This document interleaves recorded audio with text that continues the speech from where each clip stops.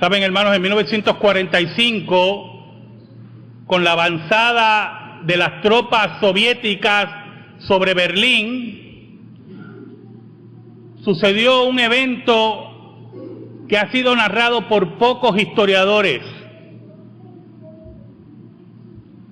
De las ruinas de Berlín, en medio de la desesperación del pueblo alemán por el avance ruso y el avance de los Estados Unidos y las fuerzas aliadas, surgieron alrededor de 1.300 judíos que estaban escondidos por familias alemanas en medio y debajo de las narices de Adolfo Hitler.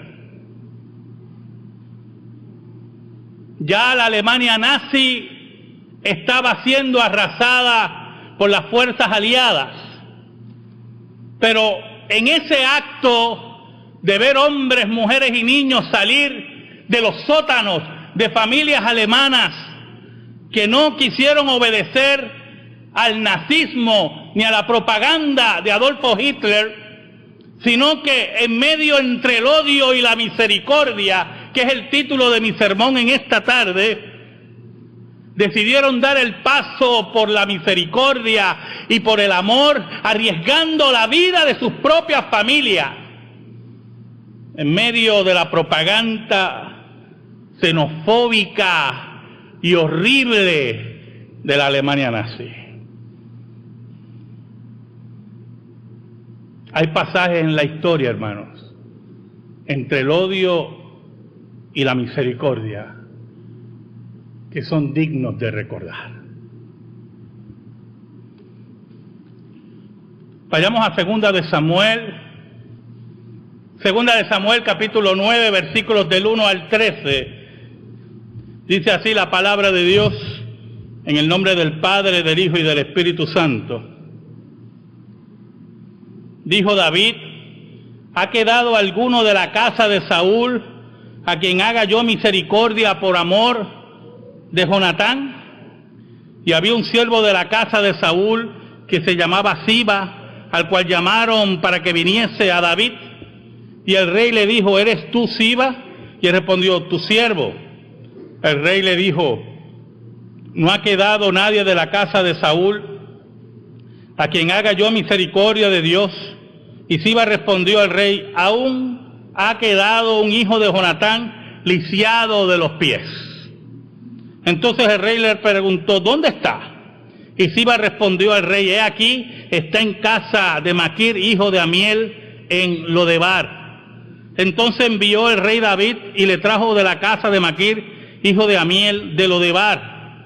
Y vino Mefiboset, hijo de Jonatán, hijo de Saúl, a David, y se postró sobre su rostro, hizo reverencia, y dijo David: Mefiboset.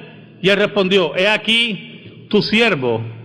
Y le dijo David: no tengas temor, porque yo a la verdad haré contigo misericordia por amor de Jonatán tu padre, y te devolveré todas las tierras de Saúl tu padre, y tú comerás siempre a mi mesa. Y él, inclinándose, dijo: ¿quién es tu siervo para que mires a un perro muerto como yo? Entonces el rey llamó a Siba, siervo de Saúl, y le dijo: todo lo que fue de Saúl y de toda su casa, yo lo he dado al hijo de tu señor. Tú pues te labrarás las tierras, tú con tus hijos y tus siervos, y almacenarás los frutos, para que el hijo de tu señor tenga pan para comer. Pero Mefiboset, el hijo de tu señor, comerá siempre a mi mesa. Y tenía Siba 15 hijos y 20 siervos. Y respondió Siba al rey: conforme a todo lo que ha mandado mi señor, el rey a su siervo, así lo hará tu siervo. Mefiboset, dijo el rey, comerá a mi mesa como uno de los hijos del rey. Y tenía Mefiboset un hijo pequeño que se llamaba Micaía, y toda la familia de la casa de Siba eran siervos de Mefiboset. Y moraba Mefiboset en Jerusalén, porque comía siempre a la mesa del rey, y estaba lisiado de ambos pies. Oramos. Dios bueno, Dios verdadero, gracias te damos en esta tarde, porque nos permite llegar a tu casa de oración. Gracias, Señor. Nos permites oír tu palabra. Gracias por tu misericordia inescrutable, que permites a estos pecadores exponer tu palabra. Escóndeme bajo la sombra de la cruz y que tú solamente seas glorificado, tú solamente seas adorado. Llega al corazón de aquellos que necesitan de ti, que son de tu pueblo. Llámalos en esta hora, en el poder del Espíritu Santo, para que rindan sus vidas a los pies de Jesucristo, nuestro Salvador. Por Cristo Jesús oramos. Amén y amén. Entre el odio y la misericordia. Saben, hermanos, corría el año 1940. Winston Churchill había sido elegido jefe del gobierno británico en medio de la escaramuza que había comenzado la Alemania nazi invadiendo a Polonia y sucesivos estados. La maquinaria de Hitler seguía arrasando, produciendo, asesinando. En su primer discurso, Churchill solo pudo prometerle al pueblo inglés, este político solamente pudo prometerle sangre, sudor y lágrimas, como nuestros políticos que nos prometen sangre, sudor y lágrimas. Fue profético. Hitler con sus B-1 y B-2, los primeros cohetes teledirigidos, bombardeaba a Londres continuamente y Alemania avanzaba en la tecnología, en el poder militar y en la ideología fanática que odiaba y aplastaba. Esa ideología fanática era más fuerte, era más grande, más tenebrosa, porque Alemania tenía un grave problema en su ideología nazista. Era ocultista, pagana, asesina. Se había olvidado de Dios Alemania, se había olvidado que el mal nunca triunfa. El profeta Samuel fue el último juez de Israel.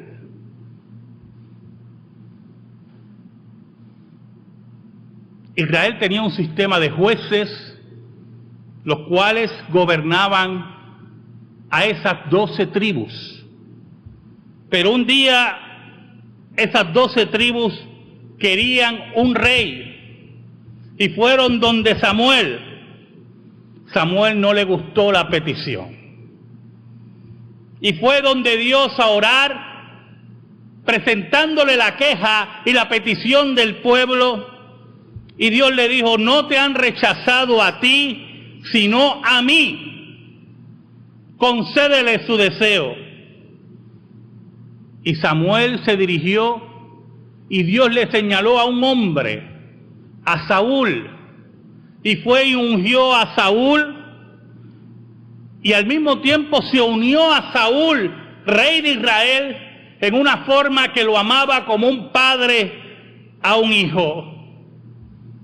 Pero había un problema en el corazón de Saúl. Saúl era un hombre profundamente orgulloso. Y en una ocasión desobedeció al Dios verdadero. Y Dios, por medio del profeta Samuel, le comunicó que su reino había sido traspasado a otra persona y que por lo tanto su reino había terminado. ¿Saben algo, hermano? Es interesante porque Samuel llevó esa profecía en palabras exactas donde Saúl.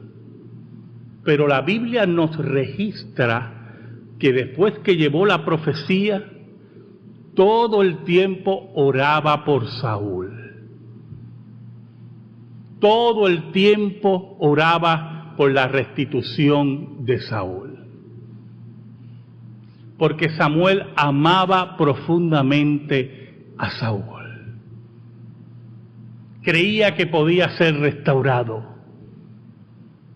Pero hermanos, y esto es muy importante, hay pasos en la vida que es mejor nunca darlos, porque no tienen retroceso, no tienen viraje.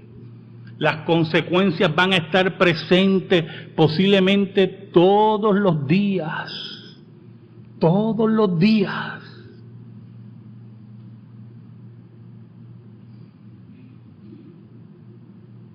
Y en un momento Dios le dijo a Samuel: no ores más por Saúl. No te voy a escuchar. Levántate, ve a la casa de Isaí, porque yo he escogido a uno de sus hijos para que sea rey de Israel.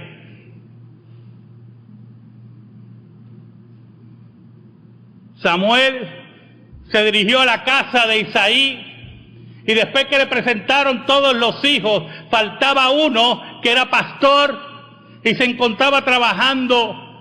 Y Samuel le dice a Isaí: tráelo, porque ese es el escogido de Dios. Porque el que escoge es Dios y no los hombres. Los hombres miran lo de afuera, pero Dios mira el corazón, dice la Escritura. Y el corazón de David era un corazón entregado totalmente a Dios, rendido a Dios, humillado ante Dios. Amaba profundamente a Dios. Se sentaba cuidando las ovejas y componía himnos y salmos de amor profundo a Dios. Su deleite era Jehová. Su pastor era Jehová. Cuando David llegó,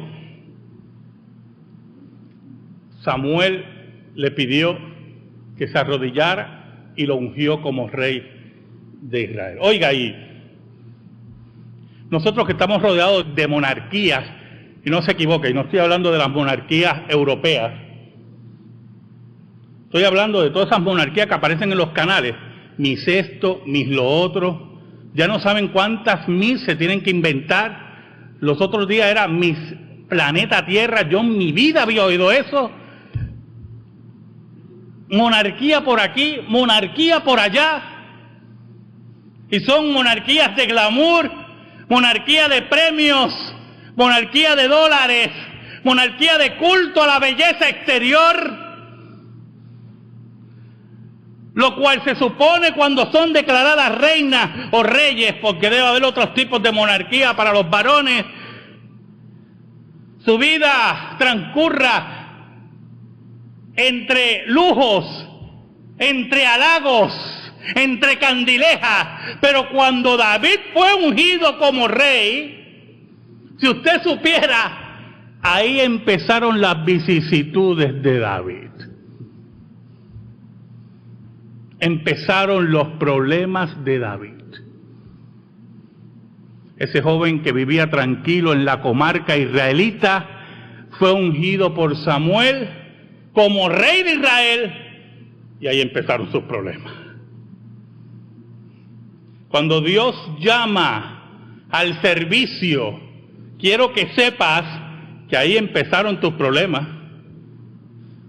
Cuando Dios te llama a servir, es importante que internalices que Dios no te ha llamado a una profesión, Dios te ha llamado a la entrega a Él, no importando el precio. ¿Sabe?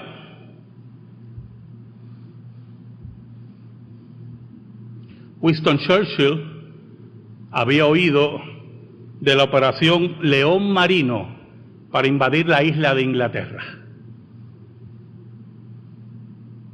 El plan de Adolfo Hitler era invadir la isla por diferentes flancos, pero al mismo tiempo varios paracaidistas iban a caer en el Palacio de Buckingham para arrestar a los reyes ingleses y llevarlos a un lugar secreto que había determinado ya la Alemania nazi.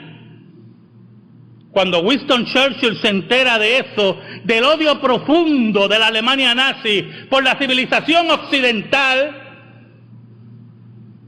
se dirigió a la Cámara de los Comunes. Era el 4 de julio de 1940. Y allí en la Cámara de los Comunes, Winston Churchill dio uno de sus famosos discursos. En una de sus frases decía: nosotros defenderemos nuestra isla, lucharemos en las playas, lucharemos en los campos de aterrizaje, lucharemos en los campos y las calles, lucharemos en las colinas. Nosotros nunca, nunca nos rendiremos.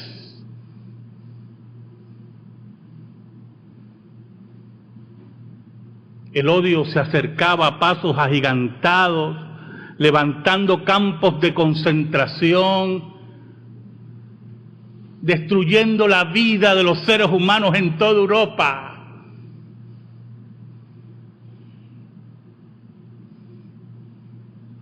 ¿Sabe algo, hermano?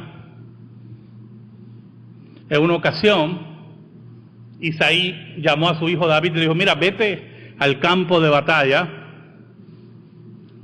y llévale esta comida a tus hermanos. Y David fue corriendo al campo de batalla, me imagino como joven al fin, para ver ese campo de batalla entre Israel y los filisteos. Eran los enemigos famosos del Oriente Medio. Y los filisteos tenían un campeón que era Goliat, que según los cálculos medía alrededor de 9 pies y medio, 10 pies, y retaba al ejército del Dios viviente, como decía David. Y ustedes conocen la historia.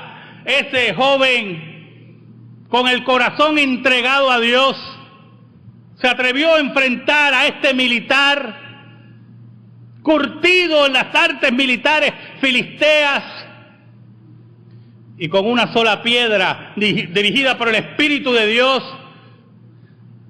mató a ese gigante.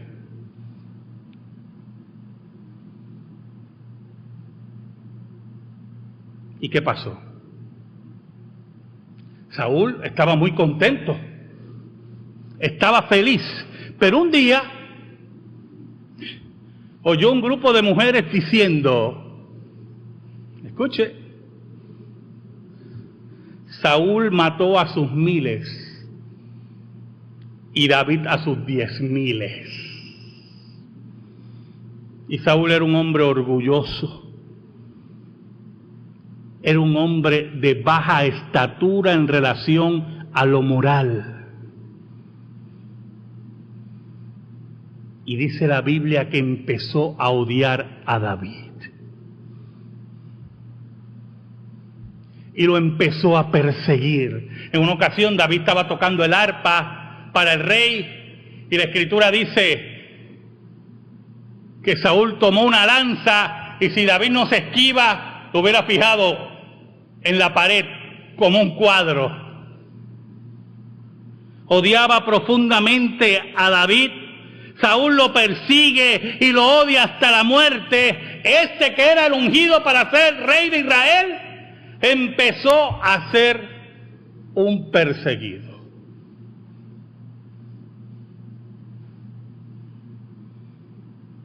Tuvo que ir al desierto, se escondió en cuevas, se escondió entre los mismos enemigos, entre los filisteos. Un grupo de hombres lo seguía. ¿Usted puede ver la imagen? ¿Usted puede ver la imagen, hermano? David diciendo: no, yo soy el rey ungido de Israel. Y la gente lo miraba. ¿Y quién son estos que te siguen a ti? Ese grupito que está detrás de... ¿Tú eres el rey de Israel?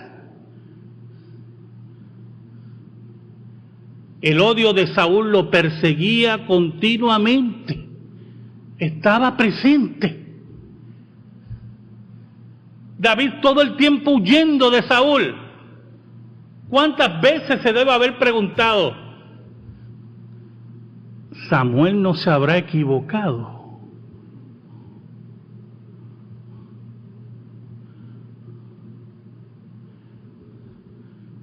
Hermano, ¿cuántas veces usted se ha hecho esa pregunta? Caramba, no me habré equivocado.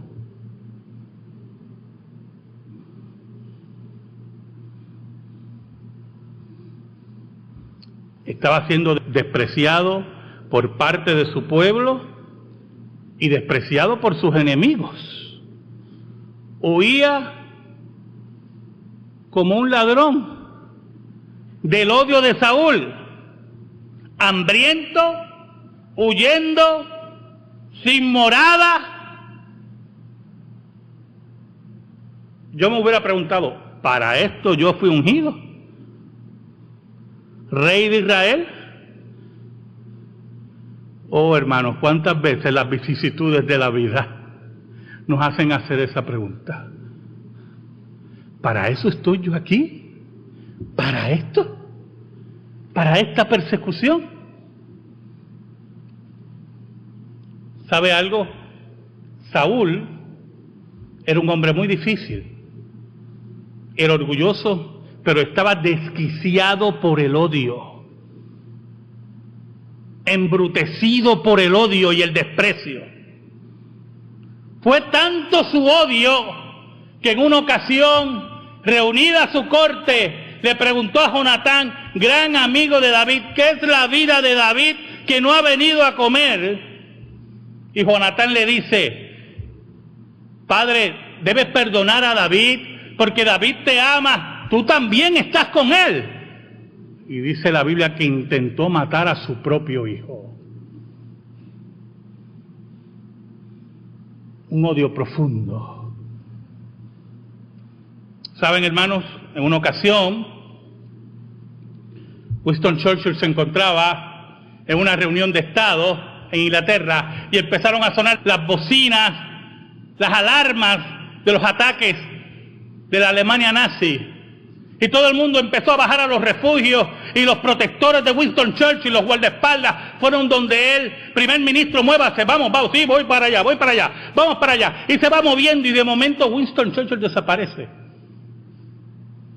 Y van donde la esposa. ¿Y dónde está el primer ministro? Y ella le dice, olvídense de él. Winston Churchill tenía una práctica. Cuando había un bombardeo sobre Londres, él se ponía un casco militar y subía a la azotea del centro militar donde estuviera para ver de cerca los ataques, para estar con su pueblo y sus soldados. Amaba profundamente a Inglaterra, amaba profundamente la civilización occidental, sabía del odio profundo de la Alemania nazi y de su ideología xenofóbica y enemiga de la verdad, de su gobierno ocultista y de asesinos y criminales.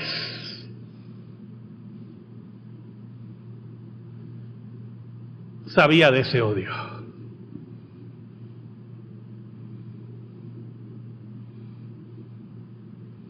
Dios no escucha a Saúl. Y Saúl muere con su hijo en batalla. Llega al trono de Judá, pero se encuentra con una dificultad. Abner, general del ejército de Saúl, proclama en rey en Israel a Isboset, hijo de Saúl.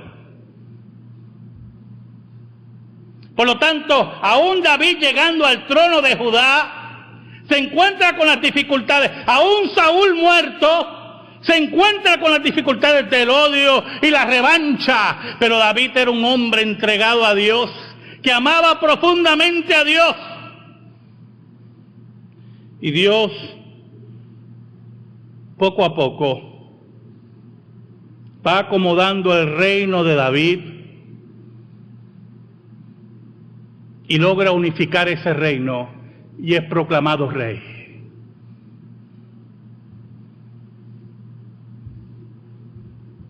¿Qué pasa?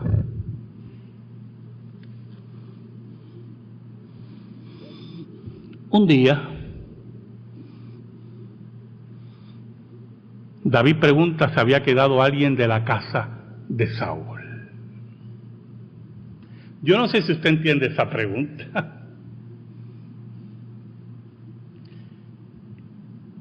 En las monarquías orientales o del Medio Oriente, cuando un rey preguntaba por los descendientes de su enemigo, no era para llevarlo a Plaza Las Américas,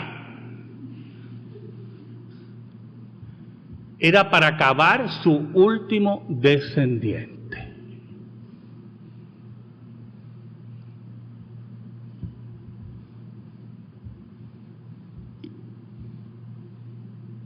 ¿Queda algún descendiente de Saúl?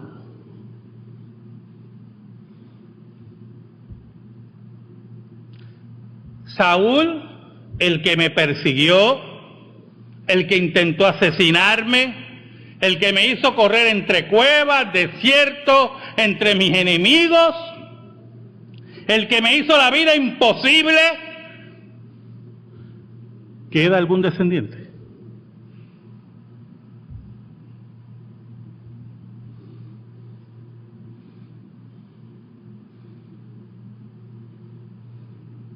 David tenía un siervo, Siba,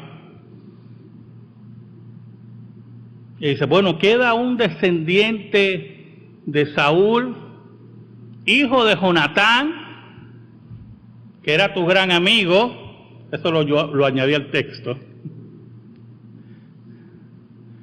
que está lisiado de los pies. ¿Sabe algo, hermano? Desde el punto de vista de la monarquía, él era el heredero al trono de Saúl.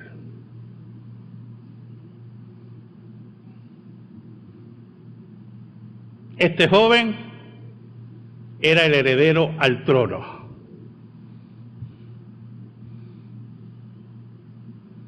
Dice el versículo 3. El rey le dijo, no ha quedado nadie de la casa de Saúl a quien haga yo misericordia de Dios. No se deje engañar por eso. Los reyes se expresaban así. Yo lo que quiero hacerle misericordia, como los mafiosos. Yo solamente quiero hacerle misericordia. O sea que yo trabajé en una empresa en una ocasión y teníamos un supervisor que yo creo que le he mencionado a ustedes que surgía del infierno. Era un hombre bien malo, era un hombre de poca estatura moral y en una ocasión un empleado pues tuvo un altercado con él porque eso era inevitable y varios empleados lo agarraron y él decía, si yo lo que quiero hacerle es el nudo de la corbata, yo solamente quiero hacerle el nudo de la corbata. Y cuando David decía, yo quiero hacer misericordia con él, nosotros, cualquiera podía entender en la corte qué querrá el rey. ¿Qué buscará el rey de este descendiente, de aquel que lo persiguió, de aquel que lo intentó asesinar?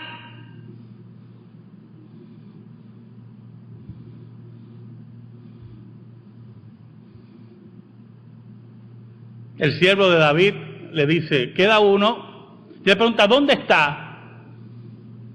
Y él le refiere a dónde está. Y él dijo, tráiganmelo. Tráigame a Mefiboseth. Y fueron a buscar a Mefiboseth. Y cuando Mefiboseth escuchó que David lo llamaba, tuvo miedo. Y usted dirá, pero pastor, ¿dónde la Biblia dice eso? Sí, a mí usted lo va a ver. Y lo más seguro le dijeron, mira, él quiere hacer misericordia contigo. Y él lo más seguro, yo no creo que quiera hacer misericordia conmigo. Y dice la Biblia que se presentó frente al trono de David, le hizo reverencia. Y David utilizó estas palabras muy importantes, hermano, muy importantes para esta tarde. Dice la Biblia en el versículo 7, y le dijo David, no tengas miedo, no tengas temor, porque yo a la verdad haré contigo misericordia por amor de Jonatán tu padre, y te devolveré todas las tierras de Saúl tu padre, y tú comerás siempre a mi mesa. Este que podía derramar su odio sobre este joven, este que podía justificar su odio por la persecución de Saúl, le dispensó misericordia por amor a Jonatán y lo invitó a su mesa a comer todos los días con el rey. Y le dio las tierras de Saúl y le puso siervos. ¿Sabe algo, hermano? ¿Sabe algo? Así entre el odio y la misericordia, un día Dios nos llamó a su mesa. Nosotros que estábamos lisiados en nuestro espíritu, Dios restauró nuestro espíritu y nos invitó a su mesa a comer todos los días con Él. ¿Sabes algo? Nosotros que merecíamos el infierno, Dios nos regaló el cielo por la obra de Cristo en la cruz. ¿Sabe algo? Nosotros que nos acercamos con miedo porque éramos, ¿qué? Dignos del juicio de Dios. Él nos dijo, no teman, no tengas miedo, porque yo te invito hoy a estar conmigo, porque Cristo ha pagado la deuda que tú tenías. Hoy en este Día de los Padres, ese Padre misericordioso, ese Padre que podía manifestar toda su ira sobre nosotros, manifestó todo su amor y misericordia.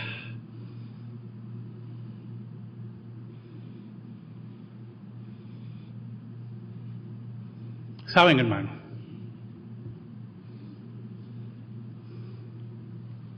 Yo le voy a revelar algo para que usted vea cómo somos los seres humanos.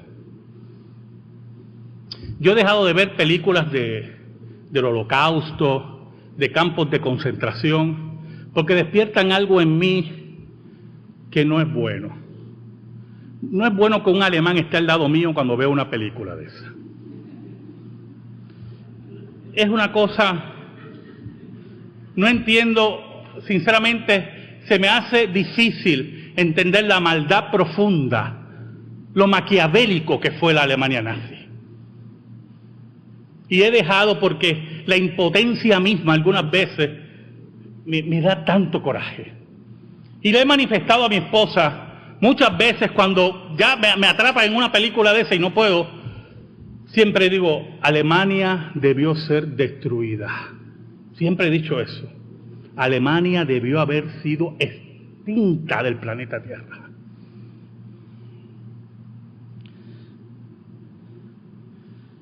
Pero Dios, que no es hombre, hermanos, que no es hombre, un día le extendió misericordia a todos aquellos que merecían la destrucción por los méritos de Cristo. En ese día, hermano, en ese día, nuestro Dios se declara nuestro Padre y hace vivir y hace retumbar en nuestra vida y en nuestros pechos las palabras de Cristo. ¡Qué Padre! ¡Qué cosa tremenda, yo, hermano! ¡Qué Padre! Si un hijo le pide pescado, le da serpiente. Si un hijo le pide un huevo, le da alacrán. Si un hijo le pide pan, le da una piedra. ¡Qué Padre! Y Cristo añade, si ustedes siendo malos, pueden dar buenas dádivas, cuánto más nuestro Padre Celestial nos dará lo que pidamos. Entre el odio y la misericordia, Dios escogió la misericordia. Entre el odio y la misericordia, David escogió la misericordia. Y cuando nos dio la misericordia, cuando nuestro Padre nos dio la misericordia, nos dio la vida eterna. Amén. Gracias te damos, Señor. Gracias te damos en esta tarde por tu palabra, única regla de fe y conducta. Atesórala en nuestra vida, Señor. Por Cristo Jesús. Amén. Y amén. Estamos en silencio, hermano.